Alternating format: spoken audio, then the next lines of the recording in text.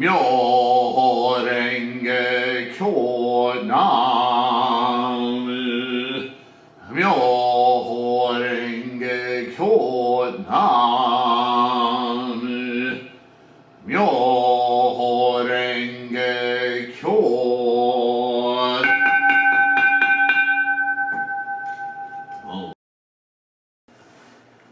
Hello everyone, and we will continue with the Go Show entitled Encouragement to a Sick Person, which is Nichiren taking an opportunity to encourage somebody in the correct practice to battle their illness as more of a life and death issue in the 13th century than it is today, although still a life and death issue today, but I'm sure you can understand that in the 13th century, any illness was a serious threat. A work by the Tripitaka master Xuan Tsang called The Record of the Western Regions describes many countries in India. In accordance with the customs of the country, there are ones whose inhabitants are undutiful to their parents, and ones where people observe filial piety. In some countries, anger and resentment prevail, while in others, ignorance and foolishness are rampant. There are countries devoted solely to Hinayana, others devoted solely to Mahayana, and still others where both Mahayana and Hinayana are pursued. There are countries wholly given over to the killing of living creatures, countries wholly given over to thieving, countries where rice abounds, and countries that produce much millet. The variety of countries is great. Then, what teaching should the country of Japan learn if its people are to free themselves from the sufferings of birth and death, the sufferings of life?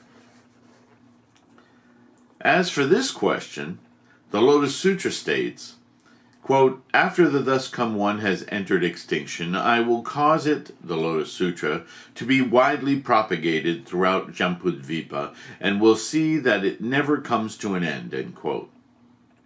This passage means that the lotus is the sutra related to the people of Jambudvipa, the continent of the south.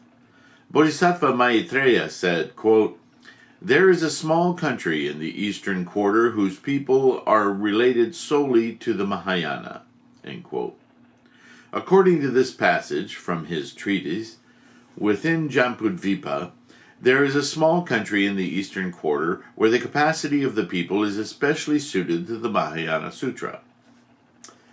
Sing Chao wrote, quote, "This text is destined for a small country in the northeast," end quote. This indicates that the Lotus Sutra has a connection with a country in the northeast. The Reverend Anand stated, quote, "All in my country of Japan believe in the Mahayana," end quote. Eshin said in his Essentials of the One Vehicle teaching, quote, "Throughout Japan, all people share the same capacity to attain Buddhahood through the perfect teaching," end quote.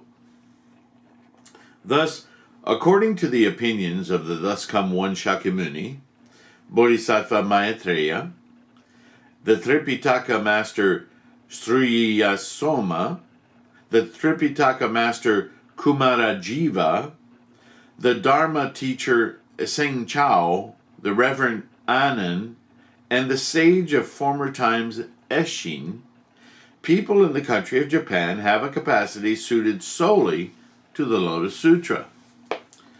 Those who put into practice even a phrase or a verse of this sutra are certain to attain the way, for it is the teaching related to them.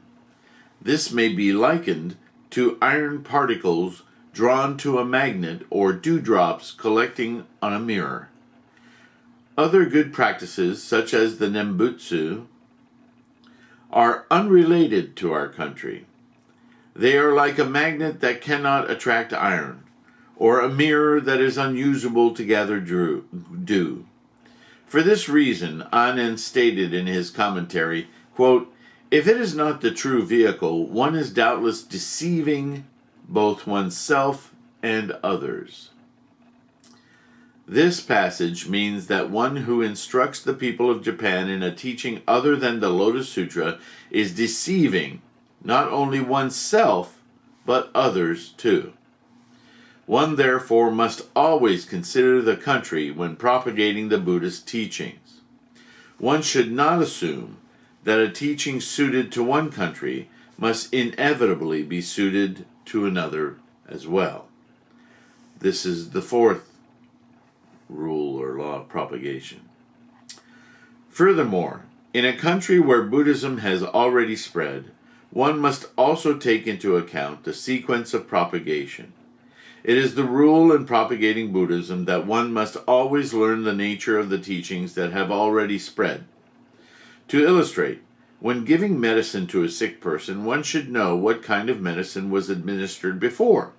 Otherwise, different kinds of medicine may conflict and work against one another, killing the patient. This was true in the 13th century, still true today, isn't it? Likewise, different teachings of Buddhism may conflict and interfere with one another, destroying the practitioner. In a country where non-Buddhist teachings have already spread, one should use Buddhism to refute them. For example, the Buddha appeared in India and defeated the non-Buddhists. Kashyapa Matanga and Chu Fanyan went to China and called the Taoists to task. Prince Jogu was born in the country of Japan and put Moriya to the sword. The same principle applies in the realm of Buddhism itself. In a country where the Hinayana has spread, one must refute it by means of the Mahayana Sutras. So what does that mean today? We cannot coddle those of early Buddhist sects who stubbornly maintain, even over 700 years later, after all of this has been said, still adhere vehemently to old early teachings of Hinayana Buddhism. They're harming themselves and others. Yes, they're Buddhists, but they're also not Buddhists. And this is the argument Nichiren makes over and over and over again.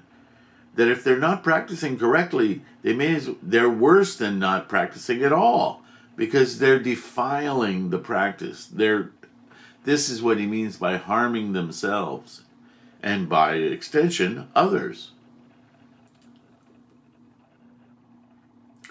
Just as Bodhisattva Asanga refuted the Hinayana teachings upheld by Vasubandhu, in a country where provisional Mahayana has been propagated, one must refute it with the true Mahayana, just as the great teacher Dendai, Chi-che, or Chi-yi, defeated the 3 schools of the south and the 7 schools of the north in China. As for the country of Japan, it has now been more than 400 years since the 2 schools of Tendai and True Word were propagated. During this period, it has been determined that all 4 categories of Buddhist priests, nuns, laymen, and laywomen have capacities suited to the Lotus Sutra. All people, whether good or evil, wise or ignorant, are endowed with the benefit of the 50th hearer. They are like the Kunlun Mountains, where no worthless stone is to be found, or the mountain island of Penglai, where no harmful potion is known. Within the past 50 or so years, however, a man of flagrant slander named Honen has appeared. He deceived all the people by showing them a stone that resembled a gem and persuading them to discard the gem they already possessed in favor of it.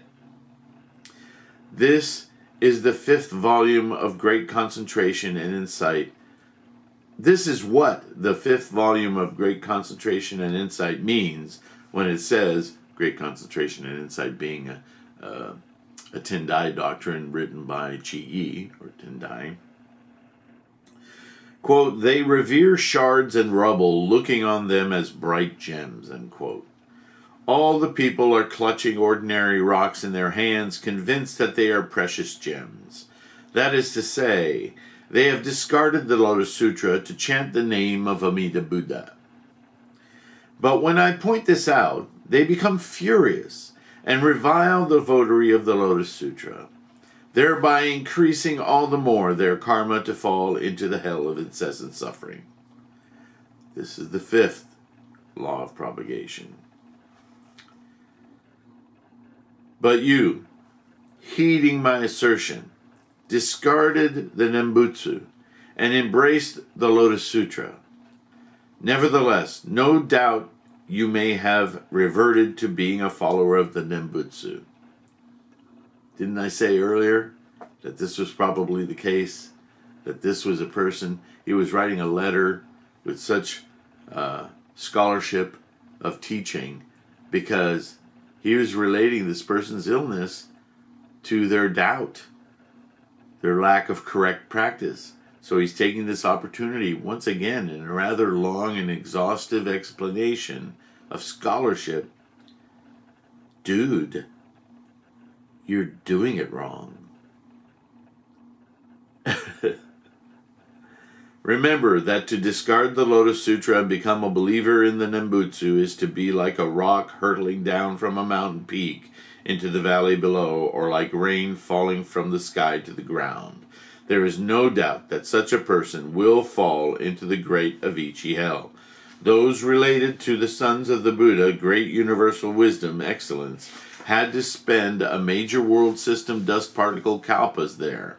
And those who received the seeds of Buddhahood in the even more remote past had to spend numberless major world system dust particle kalpas there. This was because they met with companions of great evil and discarded the Lotus Sutra, falling back to provisional teachings such as the Nembutsu. As the members of your family seem to be Nembutsu adherents, they certainly must be urging it upon you. That is understandable, since they themselves believe in it. You should regard them, however, as people deluded by the followers of the diabolical Honen. Arouse strong, resolute mind and conviction, and do not heed what they say. It is the way of the great devil to assume the form of a venerable monk or to take possession of one's father, mother, or brother in order to obstruct happiness in one's next life. Whatever they may say, however cleverly they may try to deceive you into discarding the Lotus Sutra, do not assent to it. Stop and consider. If the passages of proof offered to support the claim that the Nembutsu does in truth lead to rebirth in the Pure Land were reliable, then in the past 12 years during which I have been asserting that Nembutsu believers will fall into the hell of incessant suffering, would they have constantly failed to reproach me? Though I spoke out everywhere possible. They are indeed feeble. Teachings such as those left behind by Honen and Shanto have been known to me since I was 17 or 18, and the arguments that people put forth these days are no improvement. Consequently, since their teachings are no match for mine, they resort to sheer force of numbers in trying to fight against me. Nembutsu believers number in the thousands or 10,000s, and their supporters are many. I, Nichiren, am alone, without a single ally. It is amazing that I should have survived until now. This year, too, on the 11th day of the 11th month, between the hours of the monkey and the cock, around 5 p.m., on the highway called Matsubara in Tojo, in the province of Awa, I was ambushed by several hundred Nembutsu believers and others. I was alone, except for about 10 men accompanying me, only 3 or 4 of whom were capable of offering any resistance at all. Arrows fell up on us like rain, and swords descended like lightning. One of my disciples was slain in a matter of a moment, and 2 others were gravely wounded. I myself sustained cuts and blows, and it seems that I was doomed. Yet, for some reason, my attackers failed to kill me. Thus, I have survived until now. This has only strengthened my resolute mind and conviction in the Lotus Sutra. The 4th volume of the sutra says, quote, "Since hatred and jealousy toward this sutra abound even when the thus come one is in the world, how much more will this be so after his passing?" End quote. The 5th volume states, quote, the Lotus Sutra, will face much hostility in the world and be difficult to believe, end quote. In Japan, there are many who read and study the Lotus Sutra. There are also many who are beaten in punishment for attempting to seduce other men's wives or for theft or other offenses. Yet, not one person has ever suffered injury on account of the Lotus Sutra. Therefore, the upholders of the sutra in Japan are not yet worthy of these sutra passages. I alone have read the sutra with my entire being. This is the meaning of the passage that says, quote, "We care nothing for our bodies or lives, but are anxious only for the unsurpassed way," the Buddha way. I am therefore the foremost votary of the Lotus Sutra in Japan. Should you depart from this life before I do, you must report to Brahma, Shakra, and the 4 heavenly kings and King Yama. Declare yourself to be a disciple of the priest Nichiren, the foremost votary of the Lotus Sutra in Japan. Then they cannot possibly treat you discourteously. But if you should be of 2 minds, alternating chanting the Nembutsu and reciting the Lotus Sutra, and fear what others may say about you, then even though you identify yourself as Nichiren's disciple, they will never accept your word. Do not resent me later. Yet, since the Lotus Sutra answers one's prayers regarding matters of this life as well, you may still survive your illness. In that case, I will by all means meet with you as soon as possible and talk with you directly. Words cannot all be sent down in a letter. Set down in a letter. And a letter never adequately conveys one's thoughts. So I will stop for now. Wow. So that's a pretty compassionate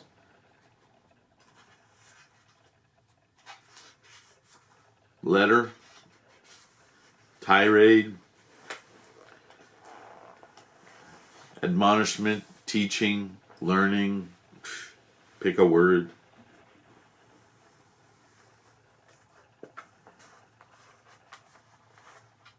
It's tough sometimes when you try to help a family member. And as you may have heard me say, certainly in comments that I've made online, the treasure of the Sangha. We have 3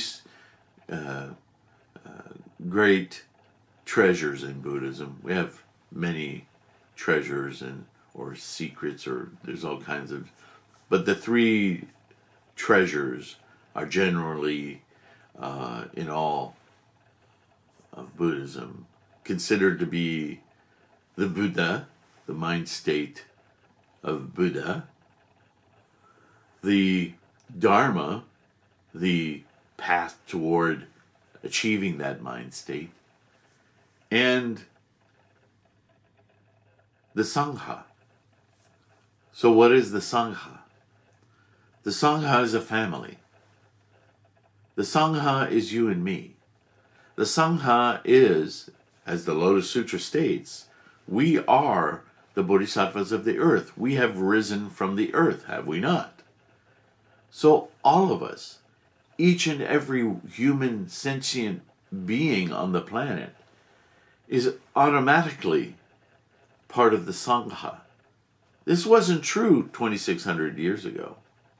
This is true now in the latter day.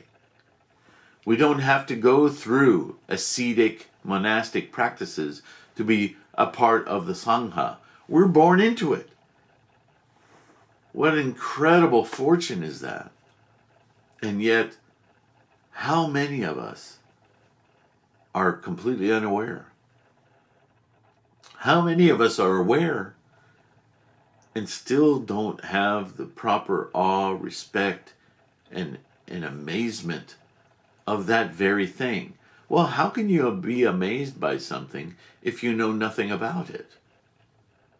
There are things like fire, water, the basic elements of life, that if we take a moment to simply observe, become awe-inspiring. Sometimes it takes a great travel to see an enormous rock mountain and perceive the immensity of it and be humbled by it and sense that incredible fulfillment and emptiness at the same time. People call it insignificance. That's unfortunate. It's only insignificant in a human mind of distinctions that sees the mountain as so hugely greater than one's self. But through a Buddhist lens, the mountain is awe-inspiring because it is us. It shows us what great heights and strength we possess, manifest for us to experience. This brings tears to our eyes. And in my talking to you, my dear, dear friend, this is what I want to express to you. Is this not the love of familial relationship? Is this not the Sangha? This is what Nichiren is talking about in this Gosho. One of his followers, who's on the fence as to how to practice, is having some doubts. And in the midst of this doubt, this person is experiencing illness. So obviously, as a family, I want to come over and I want to coddle you, and I want to serve you chicken soup, and I want to help you heal. But I cannot separate that from the way you conduct your life. I don't want to beat you over the head with, see, you're sick because you do this. However, it is an opportunity if that sickness is being caused by something I know to be afflicting you. And even if I don't know that for certain, what I do know is that if this illness is, as Nichiren suggests in this letter, possibly fatal, then I desperately want you to cleanse your mind and your life in preparation for what may be your passing. I don't want you to pass with doubts in your mind. What a fearful way to leave this earth. Do you see? So this is the way Nichiren teaches all of his students. You're my family. You must understand, with all my compassion in life, I'm wanting you to know the Lotus Sutra, know Myoho Renge Kyo. Feel confident, conviction, determination, resolute mind. All these terms are about a cellular knowing that you are a Buddha, that Buddha is you, that the mountain is Buddha, that you and the mountain are not separate things, that this is the grandeur of this life experience, that you too can savor and experience fully, even in death, even in sickness. You see? So, thank you for listening. I so appreciate you. I'll talk to you again soon. Myoho Renge Kyo.